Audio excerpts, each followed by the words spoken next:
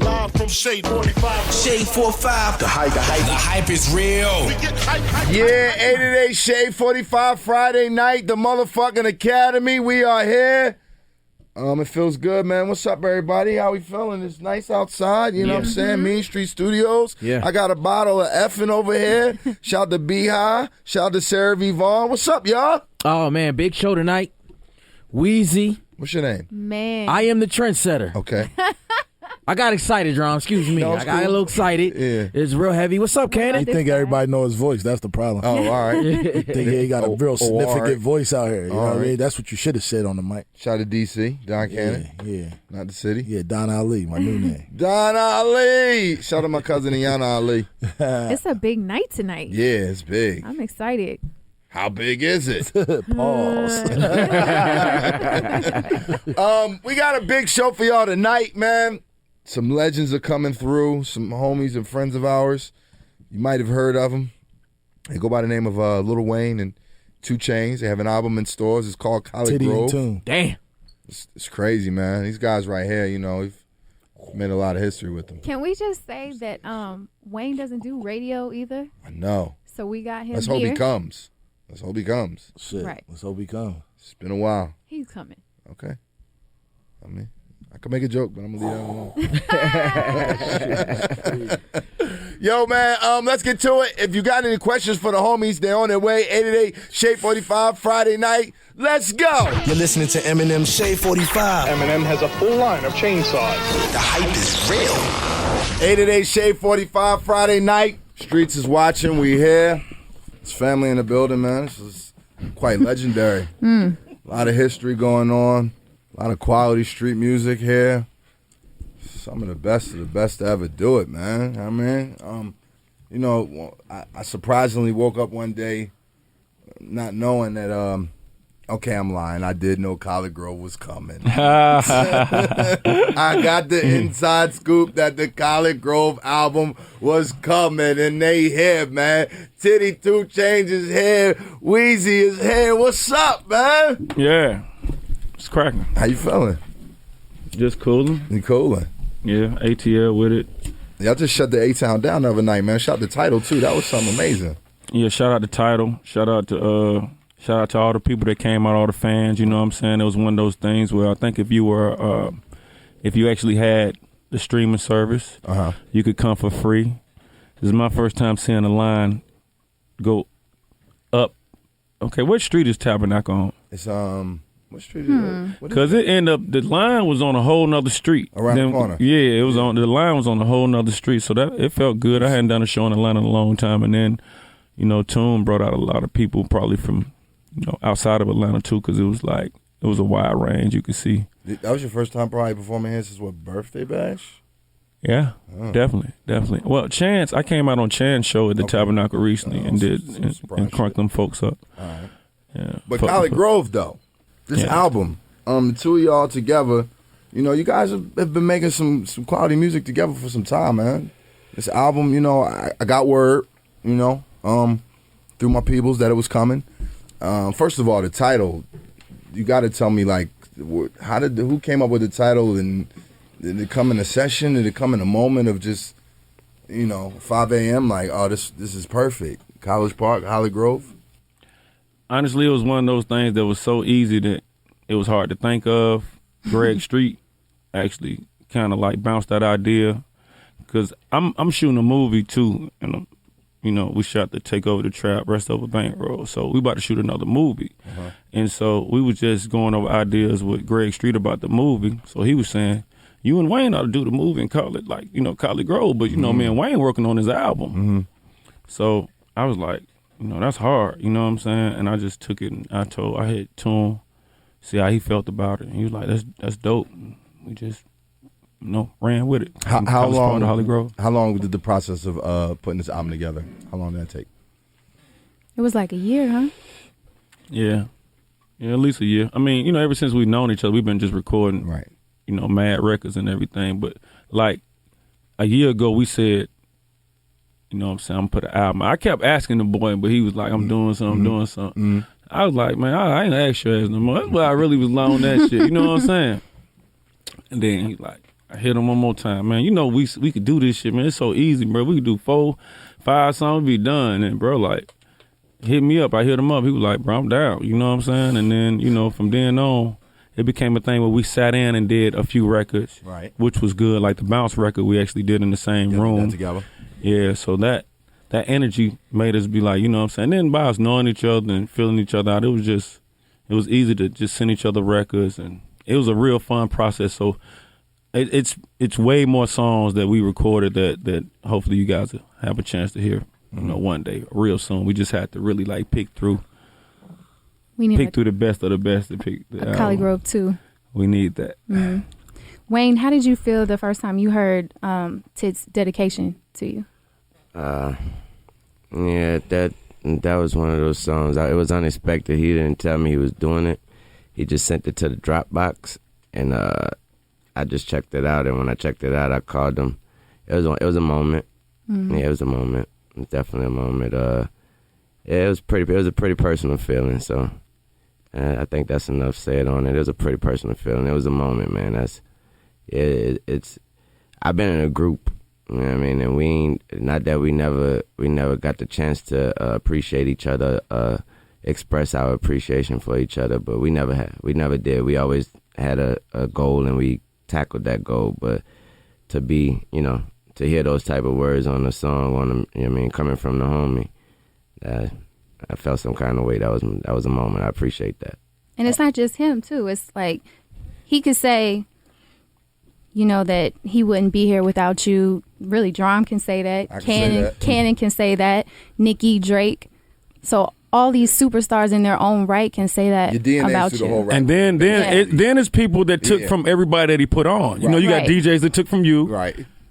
People that took from me. Right. People like, you know, and then like it's like you know what I'm saying, on some genetics thing. DNA touches everybody. You got some DNA, but then you like it's a lot of people because like with this Snapchat, Vine, and Instagram, everybody have like a short attention span, ADHD. They're like nobody can remember. Like this whole society is so microwavable now. Everything's so quick. Is this one scam come out, and then this other scam come out? You forget about real fast. You know, you slick. Pray us another scam come out if it got to do with you. You just whatever it is, it just keeps moving. So to me, I felt like people forget. Like was tripping on my boy. I'm like y'all tripping. Like you know what I'm saying. Like I was just mind boggled. So like my whole third album. Slick dedicated to the boy. You know what I'm saying? That's how I felt. I see how people was moving. You know what I'm saying? Because I'm looking back. I'm telling them shit that he don't even remember we did before. You know what I'm saying? But one thing he know we used to do is get geeked like a motherfucker. You know what I'm saying? So I'm looking at everybody that's taking the whole campaign. I started feeling that way towards some of the dedications too. Like when we was doing them and people was being extra critical, and I'm like, yo, y'all niggas still act like he's not rapping better than 98% of the rest of the rap game. For real, that's what I'm saying. Regardless of what beat it is going on here.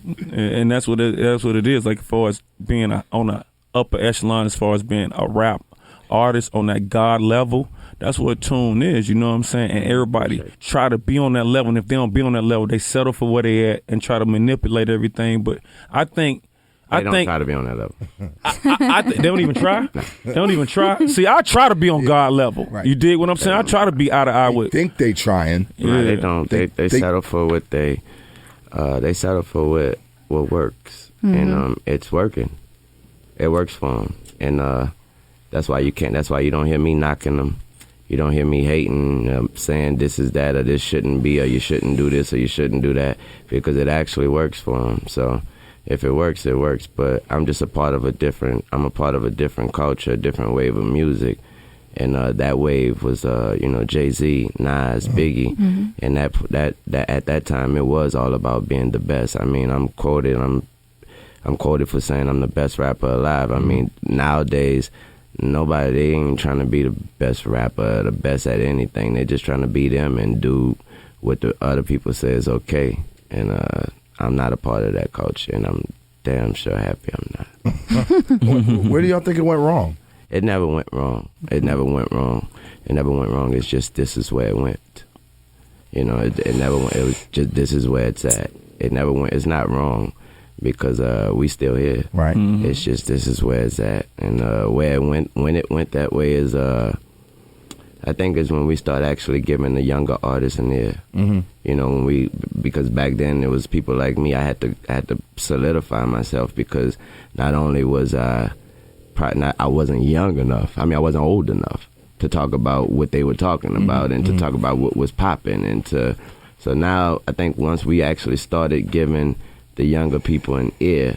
And I think that's where music, I want to say like around the Soulja Boy type of thing. You know what I mean? When we start giving those people an ear and start actually paying attention to what they were saying, and I think that's when that curve came. Take me back to the time the album starts with, it's a clip, I think, probably off a DVD, when it's Tune, you saying, telling Chris, let Tick come on over to Young Money and everything, and take me back to that time. Those early years. I remember. What was that about 08, 07 type? Yeah, it was 7, 8 around there. I was around. When he was doing the Young Money thing, when he was starting the whole Young Money thing. I was around, but like I was never around Wayne. Like if you're around Wayne, he a rapper. Like, he a rapper. His habits, the thing that he do as a rapper. When you was around me early on, you wouldn't really know I was a rapper unless I handed you a CD or something, because that wasn't my campaign. I wasn't about to get in your cipher. I wasn't about to freestyle. I wasn't about to do that. I was kind of just to myself. You was a fly nigga. Yeah, a fly nigga. Something. Yeah, I had a few things going on. Yeah. You dig what I'm saying? So, man, bro, that's how we kicking it. You know what I'm saying? He know I dibble and dab in the rap, but he don't know if I'm, really taking it serious or not. You dig what I'm saying? So that, when he found out that I'm taking it serious, he, asked me to join. And the only reason why I didn't join at the time was because I was in player circle. Mm-hmm. And for some reason, I just didn't.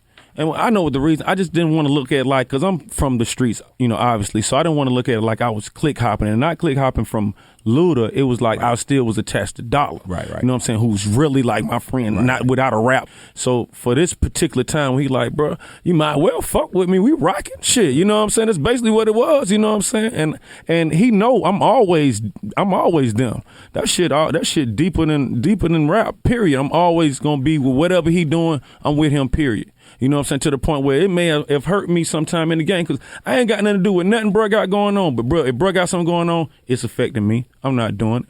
You know what I'm saying? I'm not fucking with whoever that is. You know what I'm saying? And that's just how it's been up to today. Right. You know what I'm saying? So, that invitation. And then it was an open invitation. It never had an expiration on it. You know what I'm saying? It wasn't like, man, you don't let me know something about tomorrow. You know what I'm saying? It was just like, my nigga, whenever, you know what I'm saying, we rocked out. And I felt like, and I told him, I said, bro, this a dream come true. When we had a date for this shit to drop, I said, bro, it's a dream come true for me, bro. You know what I'm saying? For me, it's a dream come true for me. You know how many albums bro was gonna do with niggas? Everybody know that. You know what I'm saying? A lot of them and didn't get done. That's what I'm telling you. Yeah, I could name about 3, 4. Yeah, that's what I'm telling you. For whatever the reasons was. Yeah, shout to Joel Santana. Shout to Jeezy. Shout to Drizzy. The ColleGrove one really got done. Yep. Yeah. So that's a blessing, man. I pray for that to happen. So I appreciate it. Let's get into some more music. 888 Shade 45 Friday night. ColleGrove special edition. This is just part 1. Right now you're listening to Shade 45. Shade 45. Wait, what's it called again? I'm blinking. Shade 45. The hype is real. Friday night shit. 888 Shade 45. Streets is watching. The Academy. Shout to Don Cannon. Trendsetter DJ Scent, Sarah Vivon, Speaker Fox, B-How on them boards. We are here. Lil Wayne, Titty 2 Chainz, ColleGrove, the album in stores right now. When y'all was at the show, at the title show, there was a moment where a fan or somebody in the audience threw some CDs up on the stage, and you kind of stopped the show for a minute. He was like, yo, it's 2016. That's not how we do it. That's not how we do shit now. It's streaming. Well, Tone put the CD in his pocket, so shout out to whoever it is. But nah, this is really what, it's really like, come on. All right. But it's really like, through all the joking around, it was some truth in that, because I'm a part of the transition of hard copies to just straight, you know what I'm saying, digital, straight streaming, straight Tidal, Spotify, Apple, audio is like 4 or 5. You know what it is. It's that. You have those services or you ain't in the group. You know what I'm saying? That's what it's about to be. It's like, in the group. You ain't in. You can't. Yeah, my CD dropped. The CD dropped, fam, like 3 weeks after I told Def Jam I could have pressed them up quicker than that, fam. Right. The physical. We got them The done. physical, we'll have it ready in Done 3 in more West weeks. End. Like, and they was like, you want to wait till the CD drop? I'm like, hell nah, man. Drop, because even with dropping music now, it doesn't come out on Tuesday, it comes out on Friday. Even with dropping music now, it's more of a post promotion than a pre. Like when you say your album dropping May or, April 25th, it's kind of different because shit going on so much. This person gonna get a new car, this person gonna dump this person. They gonna forget your shit dropping, fam, Right. by the time it's supposed to drop. So now you drop it and then you go do. One thing about that, though, something me, Mac, and Taz always laugh about. That's true what you said, but still, when you say Tune got something dropping, I'm breaking the internet and they waiting for that day. I'm riding with you, nigga. Here you talking about? That's because these artists don't shoot for that level no more. They are okay with, I dropped my shit and, hey, I did this move on this video and it's okay, then that. Not me. I'm still shooting for the B. I want the world to stop when my shit drop. But everybody doesn't get excited about all those artists the way you bring excitement to the game. When They you don't drop, try so- to. They don't you give see them what I'm nothing to get excited about. Yeah. You guys, speaking of that too, like, it's a lot of trends that y'all both have started. I don't know if you always get credited for. Saw a lot of logos with a lot of cups. Y'all crazy. A lot of times, I remember the first person I saw doing it. That ain't come from me, so I don't That need no definitely ain't credit come for from it. me. Yeah, I don't need no credit for that. I ain't create that. No, I think the Codeine Cowboy, that was you. Cowboy. Those, I'm the a cups cowboy now. You had some cups. I'm a cowboy. You had But some I'm logos. telling you now, I was drink. Okay, we was on Zach, the would sauce, you say I was but the first with the logos on the cups? I've never did that. You want to take credit? I've never put a logo on the cup. yeah, I did. I sold them bitches. Yeah. Man, them folks come you to the sold trap. them. Yeah, Tiss sold them. I sold them bitches, but them folks coming to the spot on the net, getting there you dig, and a whole 10 of cups going for the 50. Yeah, having the logo on them. Hey, Matt, what are you talking about? Because, see, everybody drinking at the spot. You dig what I'm saying? You ain't got to go to the corner store. You dig what I'm saying? We having the cups and the ice right here. So, you know what I'm saying? But I don't want no, that's one of them things. It make you look like a bitter person or one of them, them skits Puff used to do, the mad rapper. Right. I can't never, I seen a lot of styles that if I do, it going to make me seem like I'm biting. Right. And I know I brought a lot of this shit to you dig? Most definitely. You understand me? But it's like, man, I can't even do that. I can't even wear my shit like that. I can't even do that because if I do it, they gonna say I'm biting. You dig what I'm saying? So it's a lot of things. And then sometimes in this game, it looks like biting is almost acceptable. Yeah, it's so that's kind of like, I don't know. I'm kind of like on with bras to that because I'm like not. Yeah, again to that, I'm glad they don't fight nothing I do. They don't try to do nothing. They just let me be me, and they look at it as that's Tune. That's Tune. Let them do Tune. That's Tune. He said nobody try to bite him, but you know you Yeah, I was. Everybody Nah, they don't bite me. Nobody The can't. mixtape game You can't be the would be what it best is if it rapper. wa- if You it can't be the wasn't for you, best bro. rapper. It is hard to do that. I mean, that's Yeah. definitely fair to say. The mixtape game wouldn't be to where it That's is now. not biting, man. That's just adding to the fuel to the fire. 888 Shade 45 Friday night. Tunchi is here. Titty 2 Chainz is here. This is so legendary tonight. This doesn't happen very often, man. Let's get into something. It's only right, man. You know what I'm saying? Cannon, you ready? Trendsetter's here. Sarah Vivon, Speaker Fox, what up? B-How, what's up? Let's go. This is your fucking captain speaking. Welcome to Shade 45, bitch. Shade 45. The hype is real. 888 Shade 45 Friday night. Streets is watching. We here. Lil Wayne, Titty 2 Chainz, ColleGrove, the album in stores right now. You mentioned you've been in the game for 20 years now. How you think the formula for success has changed in the 20 years? I don't think the formula for success have changed. I think the definition of success changed. Yeah, that's all. How so? Like I said earlier, back when I was, my culture with success is, again, ruling it. Success. It's almost like Greg Popovich with the Spurs. They ask him little things like, y'all about to break this record, and does that matter? It doesn't matter to him. When they got a team like the Warriors, where the record is what they're playing for this year. If you don't get the ring, if you're not the best at the end of the day, then it doesn't matter. And that's the culture I come from, and that's what success was. And So every year it feels like you got to play for the chip. Yeah, anything I do, if I'm gonna put out a mixtape, Right. I want it to be classic. I don't want it to be I want it to be something you could listen to 10 years from now. Just like when I walk and I meet people and they be like, man, Dedication 3, I still listen to that every day and things like that. When I see players from it, they be like, man, I had to listen to that No Ceilings 1 just to get right for this Super Bowl game and things like that. And I believe that's success. And nowadays, success is, you can do something. You don't have to put music out anymore. Right. You can walk up to somebody on the street and hopefully somebody's filming something you said or did, and boom. I got to ask my daughter all the time, who's that and what they do again? He the one famous for saying, like, he's what? He's famous for saying that? Okay. I mean, so, Somebody asked me the other day to rate the dedications. Let me think. 2 is my favorite. Two's, I put 2 first. Then I go 1. Then I probably go 3. Then maybe 5. Then maybe 4. And I think I think 2 overall was just, you was in your bag, 100%. I don't remember any of them. So. 3 is important though, because because at the time 3 was really the intro. Even though all of them was Young Money Presents, 3 was really like the real introduction to Young Money. Bang. And I remember when it came out and people was kind of fronting on it at the time. But you knew what you was doing. You was ahead of the curve clearly. Nicki was on the tape, Drake was on the tape, Tiger was on the tape.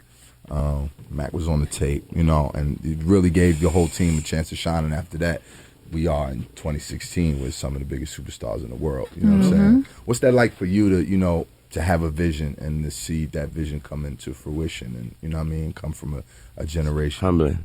It's humbling. Yeah. Plain and simple. To see the smiles on those people those names you just named, to see what happens for them. That's all it's about, to see those people help their families, to see those people become something and believe in themselves. Because of course it starts with me believing in them. And to see those people see them see that my vision and see what I was seeing from day one, and to capitalize on it. And that's the only thing that matters from it. Everything else is nothing. That right there is the best feeling ever, to see them smile, to be able to just what it is, the barbershop commercial keep coming on, just to see Nicki on there, and just, that's gratifying, man. That's awesome. Just to watch, I watch ESPN all day, to see them include Drake in their normal conversations like he's a coach, like he's to see that happen. You see what he did to that man? Just like little things like that, anything. You talking about the Bulls guy? Little things he like caught that. it in the locker room. I know he did. So little things like that, I'm like, man, that's what I did it for. Well, let's talk about that. You're a big sports fan. Kobe, that's your favorite player, right? So with the situation that the Lakers have going on right now, what would you do if you were Byron Scott with D'Angelo Russell? How sad they are. Whew. Oh, you mean with D'Angelo Russell, yeah. If I was the coach? Yes. I think I'd probably take that route he took. He kind of took the route like, man, they men. Though he's young, though everybody keeps saying he's young, he kind of took it like, they're men. And this is a personal inside situation. I'm going to let them handle it. I'm not a father. He was like, he's kind of like, I don't think he said all these words, but kind of like, he's not a father. I'm not their fathers. And this is something, if somebody is going to say something to him, it should be their fathers. Somebody of that, you know what I mean? But he kind of took it like they're men, and this is not a basketball situation, So if I was the coach, I think I'd take that position, but he's getting a bunch of flack for that. A lot of people are saying, he should have and should do this and should do that. Well, what if you were in his shoes, what would you do? So I think I'd take that position, like, y'all men. I'd probably tell both of them something on the low, and specific, personal, like, man, with this, what's that, blah, blah, blah. Other than that, they're men. Y'all handle that the way y'all handle that. And just make sure when y'all handle it, it's not in my locker room. Right. That's a tough one. That's a tough one. They're getting booed at home, man. Speaking of sports, too, a lot of people, in comparison, a lot when it comes to the rap game, a lot of people like to say, like, Hove is Jordan, you're Kobe. And I'm Kobe? Who could be LeBron? Okay. Are you LeBron? Who are you? I'm on the radio. He's on the radio. That's a good one. See, you a big basketball fan too. You be at all the Hawks games. I make my rounds. I make my rounds at the Hawks game. I'm a huge Kobe fan myself. Lakers fan, you know, get that from Pop, Love, and Magic and all that. But at the same time, you know, I'm from the ATL, so, you know, I support them Hawks and all their endeavors. I like to put them, whatever I'm wearing on their wood, you dig what I'm saying? And that's really like date night for me and my daughter, so I get to go out with them and, you know what I'm saying, Harry the Hawk, the whole nine, you know what I'm saying, kick it on some family type vibe, you know. Is there a player you like to see come to the Hawks? I mean, yeah, you know that. You know you like to see stuff. You like to see the superstars. You like to see Oklahoma come. He's a free agent. You like to see. Oh, you talking about what I like to see a player come to the Hawks? Oh yeah. I always like to see a player come to the Hawks, but nobody's going to come to the Hawks. Why though. not? Because I just feel like Atlanta is one of those cities that it's something to do every single. It's a lot going on. It's a lot going on. I talked to AI about that one time. And when I say the level of focus here, you have to have so much focus here. I don't even know a college student that can graduate in 4 years around because there's so much to do. It's like this stuff it's so much to do in Atlanta from Monday. It's something to do every single night. You can find something to do. Damn, it's like 99 strip clubs here. And even if that's not your swag, there's so many regular population clubs and bars and hookah spots and lounges and kick it spots. If you're not focused, you know what I'm saying, the older generation or the younger back in the day Hawks, you would see them out all the times at the clubs. You dig what I'm saying? They would drink and have horrible games. So I just felt like no real superstar will come here and want to just like. Tough. I just don't. I mean, it would definitely change the decor of the games. It'd be crazy because we got fans that want to come out and support it, but. Right. A lot of times at the game, sometimes the opposing team is fans. Exactly, opposing team. But, man, I would love to have a superstar, but Durant definitely ain't coming here. Y'all ain't even got to even put that on the list. The White might come home.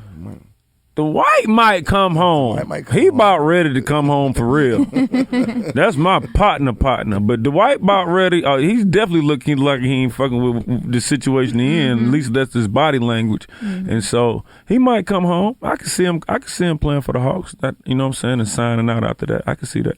Who you got winning the Final Four? Villanova. Of course you gonna say that. I would like to see Oklahoma win. I mean, not even that. I like Bobby. I like Dude. I like Dude. Buddy. I like Buddy. I said Bobby. I like Buddy. Bahamas? Buddy Hill. Yeah, I like him. Yeah. I like him because what it is I compare last year's top 1 and 2 picks with this year's top 1 and 2 picks, which is going to be Buddy and Ben. Or they got the other guy from they got a 6'9" dude from Duke, right? What's that dude name? Ben Simmons might come to the Sixers if we get the number 1 pick. I think the Lakers going to get the number 1 pick. We need that. We need that. But I like Buddy. North Carolina looks good. I don't know. It's all, you know, everybody bracket has been busted with this shit. So it's just interesting to watch it. Hold on, man. Let's get into some music. What we want to do? We want to do some Wheezy. We want to do some 2 Chainz. Let's go back to back. No pun intended. 888 Shade 45 Friday night. Let's go. You checking out Shade 45. Eminem Shade 45. Sirius XM. The hype is real. 888 Shade 45 Friday night. Streets is watching. We here. Lil Wayne, Titty 2 Chainz, ColleGrove, the album in stores right now. So you still watch the Sports Center every day? You know it.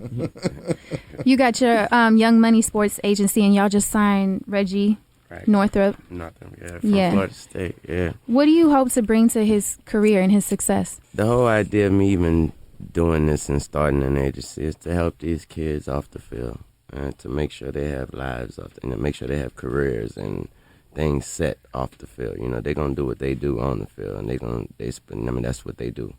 But off the field, that's my whole thing, to make sure they have something to fall back on, something to count on, because it's never guaranteed on the field. Right. You know, you can go out the first day, you can go out and practice, you can go, and you know, it's so many people positioning for the same position, and you have to be noticed, and you have to be picked, and you have to be loved, you know, and that takes a lot. So again, my job is to make sure they have something off the field that they can be just as successful, and if not more. Plain and simple. Right. ColleGrove, the album is out right now. Shout the Title too. You know, I was thinking back too. You did a massive deal with Title. I saw the Samsung commercials as well. You got like 5 or 6 of those. A few of them out there. They're coming. I don't got a Samsung. I love that last motherfucker though. That Pour the champagne. Yeah, I love that was that. The champagne, that Kenny. I'm gonna answer this in the fish tank. That shit funny. That shit hard. I got the fucking phone and the fucking VR shit, so that shit's hard. You got that? That shit VR hard. piece, yeah. That be hard. So. Can't wait to be on the plane, fucking looking at a movie. I just got myself. That shit a wave right there, man. They got a new one out right now, new commercial. I just saw it the other night for the first time and fucked me up. You? Yeah. But I'm talking about the one with you and I know which one you talking Nino. about. I know What's the new one? I'm walking in a grocery store and I'm already pouring the champagne on the phone as I'm walking in. I stop, asked the grocery dude, the clerk behind the store, that's he looking at me like I'm crazy. He looking like, wait. I stop and ask him, hey, where you keep the champagne at? And he point to it. I just keep pouring. I go in there, I grab the champagne. I finish pouring it. I empty it out when I get to the desk. Put that one there and grab the new one, pop the top right there. Keep pouring champagne on that bitch. I pay with the wet phone and everything. Yeah, let's go. Pay with the wet phone because they got the little pay thing on the phone. Man, Too. that's That's cap. That's hard. That's super cap. Yeah. Cap ain't about nothing. Cap ain't about nothing. Cap ain't about nothing, man. Yeah. Real. Southside. Real. I was listening to an old dedication, and I remember when I had wrote it out too. I had asked you. There had been rumors at the time about you signing to Jay-Z, and he was like, I thought about it, but there was that situation, but then I had my situation over here. My situation over here was this situation. So now I'm over here. We got Young Money, Cash Money, and the rest of the story is pretty much history. But it's almost like you got to a point where and it's interesting to watch kind of Drake go through that same thing where Hove was at a space where, we all looked up to his accomplishments. Exactly. And then you got to a point where it's like, okay, he's like my peer now. Like I'm on deck now. Like, and then, he becomes the competition almost, and then coming full circle and then becoming, a business partner with him. Still a mentor. Still a mentor. No more, no less. Still a mentor. I'm still looking right up to everything he do. Still trying to be right up there with him, man. Yeah, he still hit me up every other day trying to tell me what move to make, what move not to make. Who are you most competitive with? Myself. Myself. Plain and simple. Myself, man. I'm my biggest critic. I'm my biggest fan. I'm everything. That's it. Who are you most competitive with? Same thing. The mirror. Same thing. Exactly. Yeah. Me and the I have mirror. none in my house. Mirror. I broke them out. You broke the mirrors? I'm joking. I gotta ask you while I got you here, maybe give me some ammo against them. What's your earliest memory of working with Drama and Cannon? Just the whole situation. Just tell your age. Go ahead. Honestly, just it's not really a memory. It's just a feeling. I remember not knowing that what we were doing was so loved and paid. I didn't know that many people was paying attention to what we was doing. And once I did, that's why you got like 30 dedications, 30 Instagrams. I remember the feeling. I remember telling Mac or Tez or somebody like, man, they know how I am. It could be somebody, the president could be elected, a new president could be elected, and I wouldn't know. So they know I was like, man, I ain't know that shit be like that, man. Everybody fucking with it. It's like, yeah, I was like, we gotta keep doing these bitches. That's how I remember that. But didn't you used to have the What, the beard? Yeah. He used to have dreads. That was if you before really I want to knew go. about them, That was that real Philly shit. You wasn't on. You was on some Sunni shit. Oh, it was a little long. I heard you was a hippie. I heard you was a I was on hippie. the bus with Tip. Tip was on the phone with Wayne, and we had never talked. And I was making Gangsta Grills, like just using songs off the Squad Up tapes. And I was like, "Yo, what's up? Let's do a tape." And then we got in. I met him at Patchwork. That was the first one I came out. I was like, "Yeah, let's call it Dedication." And we did the tape, and then the rest is history on that. And then there was during those times when Tip was telling me he was listening. He was like, "Yo, some of that shit you be saying, I don't like that." He one of the first people to make me really feel like what I was saying was fly shit. Yeah. Like, Tip was like, "Yo, that every street nigga ain't a rapper. Every rapper ain't a street nigga shit." Like, That's some shit right there. Mm-hmm. And then Tit was also the first person to say, "I'm the hottest in the city without a Gangsta Grills." You know, which was quite a moment too. Like when you put that into perspective, because you know Gangsta Grills had become such a standard. Where here was one of the hottest niggas in the city without a Gangsta Grill, so it was kind of like a light jab. But a compliment. Straight up, you know it. You know what I mean? Man, hey, bro. hey, young. I'm up at this. I'm up here with drama, young. I'm right here on the. I think he talking to me. But yeah, though, that was like. Oh yeah, I'll let you know. It wasn't really a memory. It was the feeling, though. Yeah, I just remember once I know, like, man, this shit. The feeling. What I meant by that is.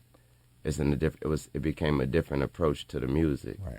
Meaning I started no longer wanting to give. I ain't started no longer wanting drama to put out only songs. I'm doing my own little remixes too. I start giving them original music, you know, and I start approaching the mixtapes as, you know, they actually getting a little more recognition than the albums. You know what I mean? So start paying attention to what you're doing and how you're doing it on there, and still doing the same thing. Right. That's why when you ask me what's my favorite dedication, I'm going to always say the last one because I'm trying to get it. You're only better than your last shit. So. And we got another one coming, too. Oh, we got more than that. When is that? It's coming. Oh, okay. Yeah, I also been working on some crazy shit for a mixtape, and we just didn't have a good name for it yet, but might as well just be with that. The dedication was really the reason. Well, obviously, that's where I got the name for the intro from. Like, you know what I'm saying? You know what I'm saying? So it was like, it'd be dope if I call it dedication, too, because he did a lot of... Yeah, I'm not. It's today's time is almost got to be.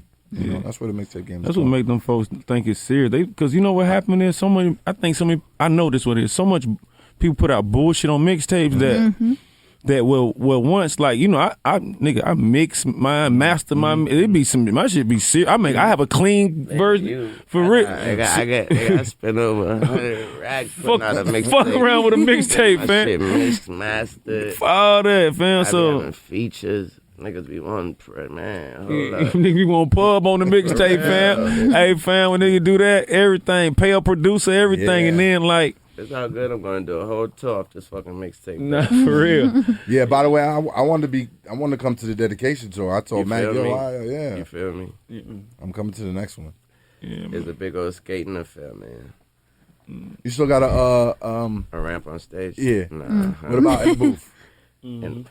It's not gonna fit in the booth. He do got a skate ramp in the booth. A whole ramp in the booth. This man has a ramp. Got a ramp in the booth. Yeah. Okay. Lord, so it's yet. a pet, right? So one ramp would be that one on this side, right, by the pimp. Yeah, it's two in this motherfucker. Man. Fam, the man's a weirdo, fam. The man, fam, I leave this, fam. I can't even tell you, fam. The hours of skating is like, fam. I like shout out my man TJ from out here, part of the squad. TJ and Alex. Are they out here skaters? And Nari, yeah. Okay. Call the man at 4:30, man. The man ain't eating Waffle House. AM or man. PM? He's at the skate park. Motherfucker. He sleep in the PM. Ain't no need to trying that. That AM shit, man. Home breathing hard, talking about he gonna hit a nigga after he get through skating 4 a.m. I remember when Stevie would tell me like, June over here at the park right now. Up there when they used to have the joint over near Phipps Plaza. Yeah, man, I'm so mad they closed. That was a nice spot. We still had the code though, even when it was we still had the code, so we could still go in there. But somebody locked it from the inside, man. They said we still had the code. That nigga too breaking in the skate park. That's some skating shit right there. See, that hard. Friday night shit. 888 Shade 45. Streets is watching. The Academy. Shout to Don Cannon. Trendsetter DJ Scent, Sarah Vivon, Speaker Fox, B-How on them boards. We are here. Lil Wayne, Titty 2 Chainz, ColleGrove, the album in stores right now.